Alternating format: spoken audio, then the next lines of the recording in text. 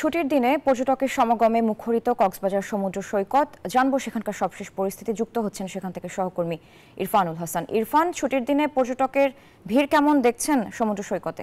আমি এখন আছি কক্সবাজার সমুদ্র সৈকতের যে সুগন্ধা পয়েন্ট আছে সেখানে। আসলে সৈকতের এই পয়েন্টেতে আজকে সকাল থেকেই পর্যটকে মুখর।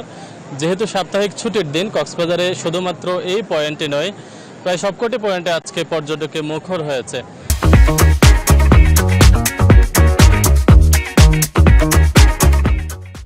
আমাদেরকে হোটেল মোটেলের যারা ব্যবসায়ীরা রয়েছেন, হোটেল মোটেল মালিক সমিতি, তারা যেটি বলছেন যে আজকে প্রায় 60 থেকে 70% পর্যন্ত যে হোটেলের রুম আছে সেগুলো বুকিং হয়েছে। তো সেহেতু ধারণা করা যায় যে ডিসেম্বর থেকে যে পর্যটনের যে সিজন শুরু হয়েছে এটি অব্যাহত রয়েছে এবং একইভাবে চলতেই আছে, এবং আশা করছি তারা এভাবে চললে মোটামুটি পর্যটনের কক্সবাজার প্রাণ ফিরে পাবে। তো কক্সবাজারের সৈকতে আসলে দেখছিলাম যারা মোটামুটি পর্যটকের নিরাপত্তায় যারা দায়িত্ব পালন করছে তারাও সচেষ্ট রয়েছে, এবং এখানকার যারা লাইফ গার্ডের কর্মীরা রয়েছে তাদেরকেও মোটামুটি সচেষ্ট অবস্থানে দেখা গেছে।